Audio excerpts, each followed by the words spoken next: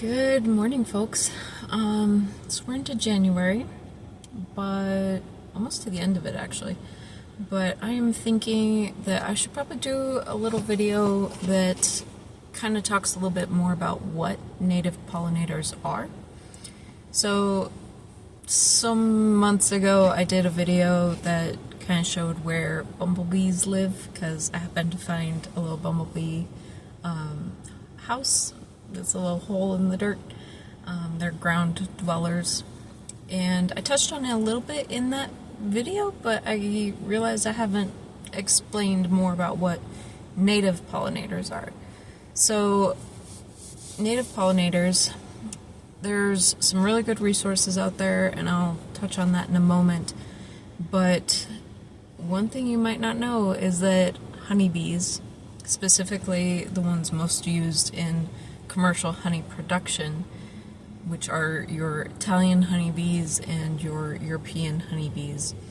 So based on the name, you'll know what I'm talking about, but it's not something that a lot of people think of, that honeybees themselves are not native. They're not naturally from the United States. So it's one of those things where when people say, save the bees, and it's become this big slogan, everybody talks about it all the time, what you're essentially promoting is an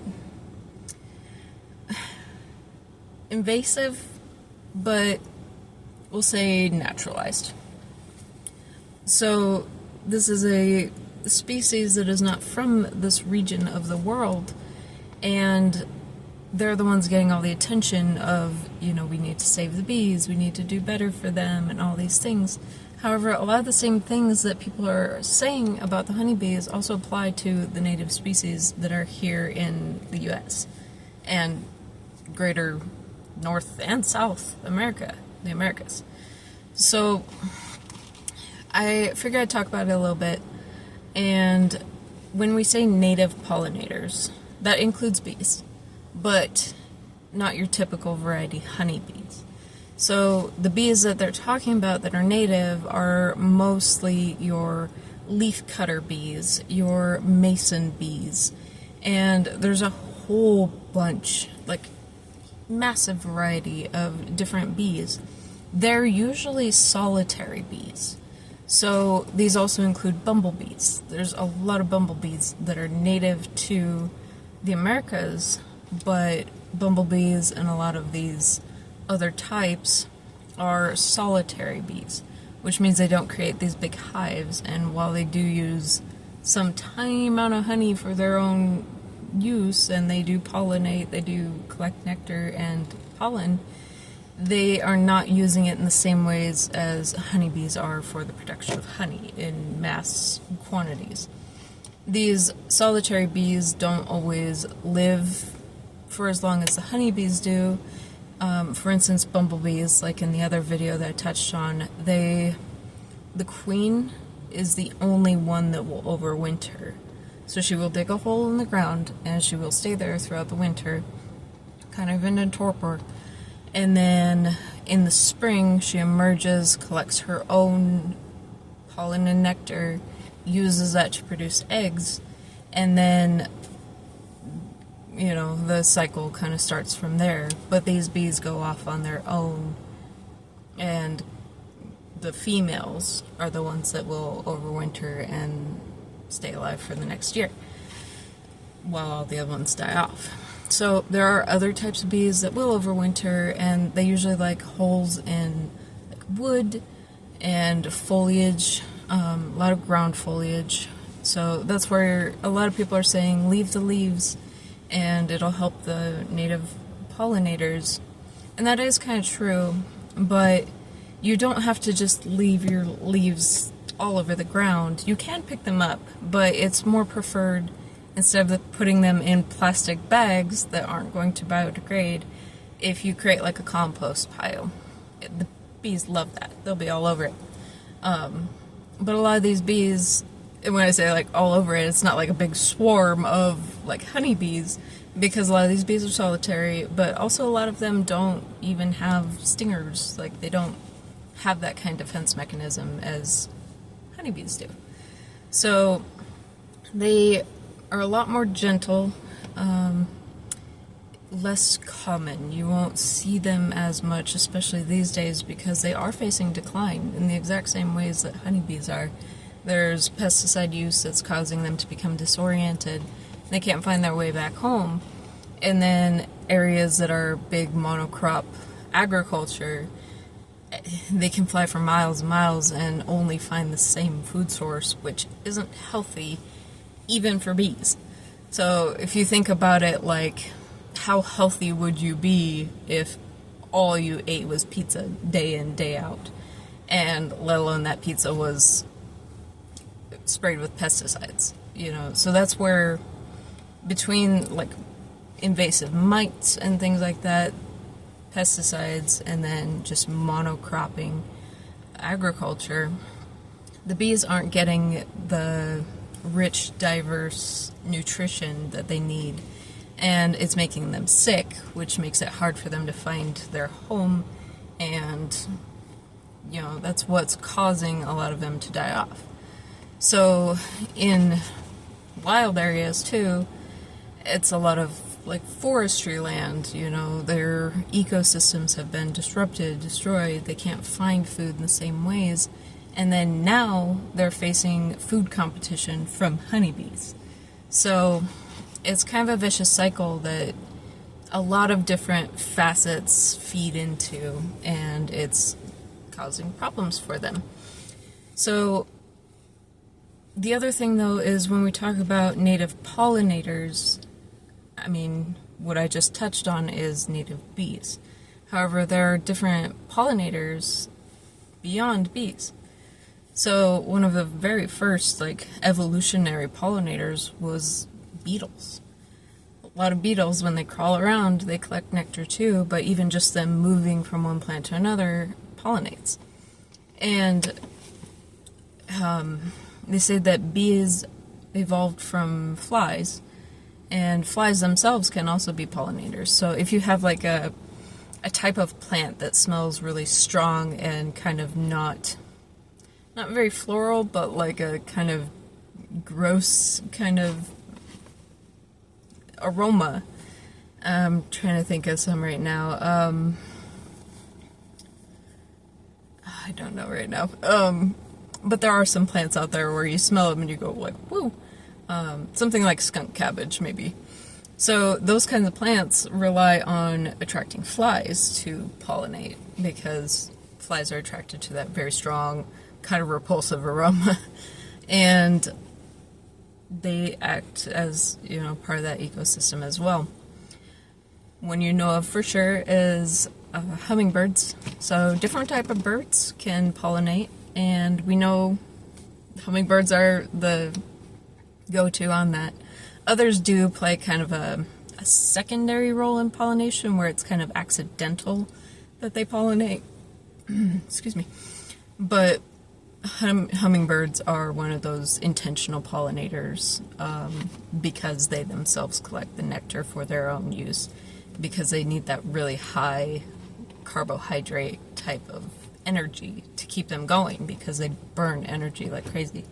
So hummingbirds are, if you put a hummingbird feeder out, like, you'll see them all around. They kind of get a little addicted to the sugar and they just go crazy over it. My mom has a couple that she puts out every year, and the hummingbirds get super territorial. It's funny to watch them chase each other around. But if you have a lot of plants as well, that's really good for them.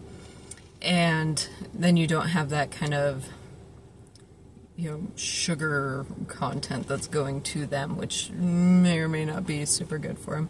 But if you have a lot of plants that are high, and flowers that are high in pollen, and especially nectar, then they'll go for it. They love it.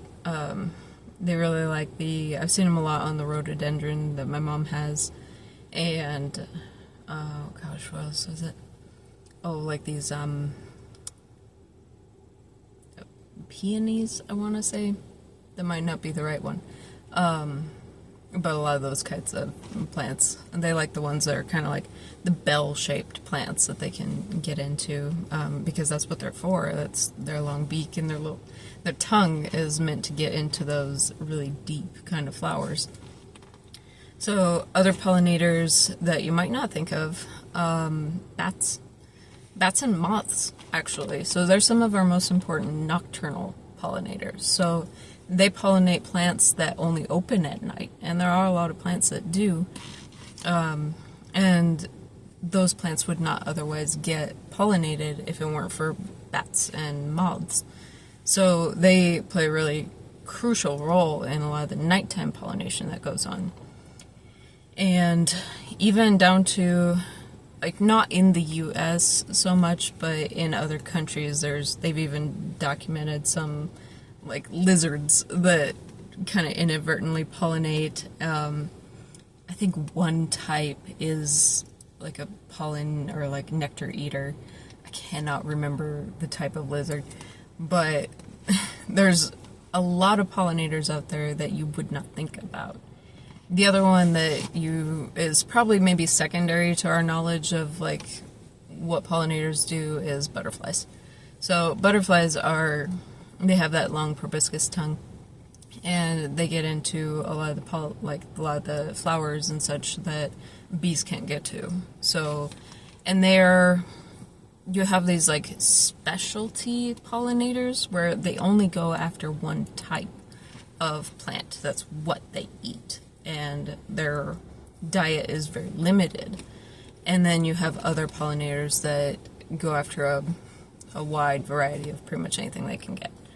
So butterflies are kind of one of those species that are both depending on the type of butterfly. So for instance, out in Washington, in the Ozette area, there's these prairies out there, and they're man-made prairies. These were burned areas due to local tribes like Ozette and Makah tribes way back in the day, and it's created these permanent little prairies out there as you're heading out to the coast, deep in the woods. So you can tell these were man-made, but they were hunting grounds. But these ecosystems have evolved over the years, and for so long that they were managing it, that there is actually an endemic species of butterfly out there. It's called the macaque copper butterfly, named after the tribe out there, my husband's tribe, in fact. But they almost specifically get their nectar from the swamp Jimson, I might have said that wrong, plant that lives out there, because those areas can kind of be a little swampy at times.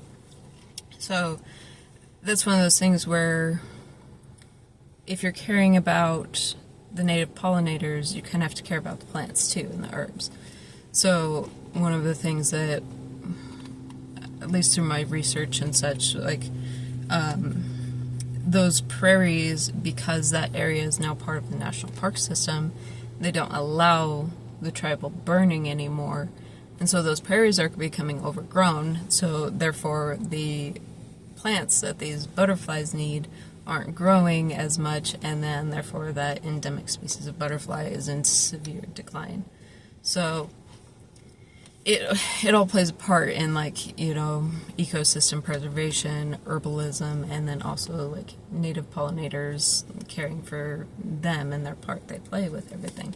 Because if you don't have those plants being pollinated properly, their population is going to decline even more too, and it goes back and forth. It's a mutual relationship kind of thing. So thought I'd just kind of touch on that, and there's some good resources out there if you want to keep learning more about pollinators. We have a free download on our website that you can just plug in your email address and make sure you confirm the address.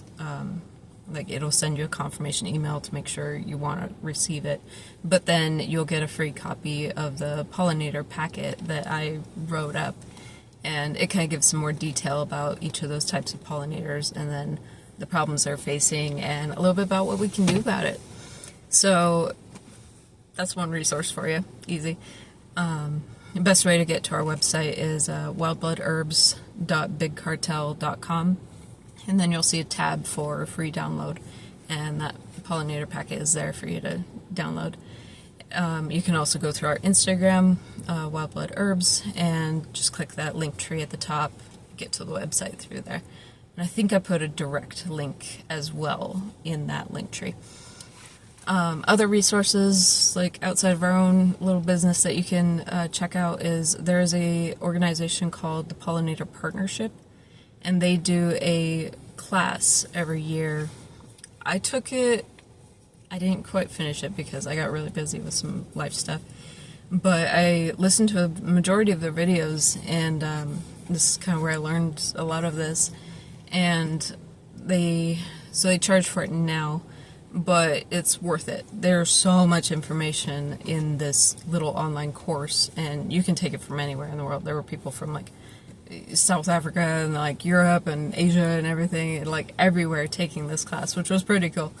So they do a yearly course that kind of teaches you like the really nitty-gritty details about all these different types of pollinators. And I might be saying this wrong, the Xerces Society, it's like Xerces, I think, the Xerces Society.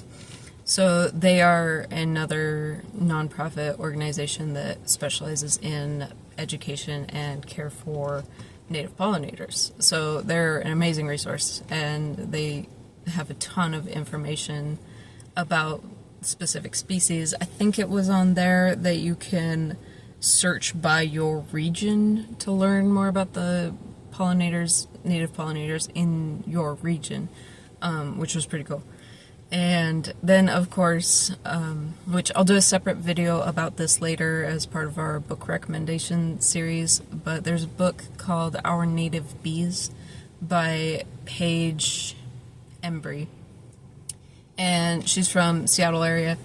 And what she did was she kind of did her own little personal investigation about, what are what are the difference between honeybees and native bees? And then she just went on this big, long kind of adventure and visited the almond farms in California. She went and talked to a company called Crown Bees, which is another good resource. Instead of selling honeybee kits, they sell mason bee and leafcutter bee kits, and the little houses and everything, and even the eggs for you to raise them, because a lot of the Washington orchards are starting to use mason bees instead of honeybees to pollinate the fruit orchards, because these pollinators, these native bees, are more acclimated to the climate of this region. And so some of the winters get pretty bad sometimes. And so what they do is the mason bees will actually fly earlier in the season because they're acclimated to it, whereas honeybees will stay holed up in their hive well past the time when like apple trees need to be pollinated. So a lot of these orchards are flipping to the mason bees so that they can ensure that they get pollinated on time, especially during a cold spring. So those are some resources for you to check out. Highly recommend getting a copy of our pollinator packet. It's free. I'm just trying to promote some information about, native bees, because in my research into herbs, this keeps coming up. So if you're learning about herbs, I think it's important to learn about the native bees as well. So, if you have any questions, put them in the comments below, and I'll try my best to answer them. If you are looking for herbs of any kind, feel free to send me a request on our website, on Instagram. Check out what we have available. Again, wildbloodherbs.bigcartel.com. And follow along on Instagram. That's the preferred place for you to follow along. It'll definitely be more up to date, and you'll see kind of what I'm doing at any given time. But again, please, follow us on YouTube as well if you aren't already. It helps a lot and kind of lets me know what people want to learn. So, have a great day.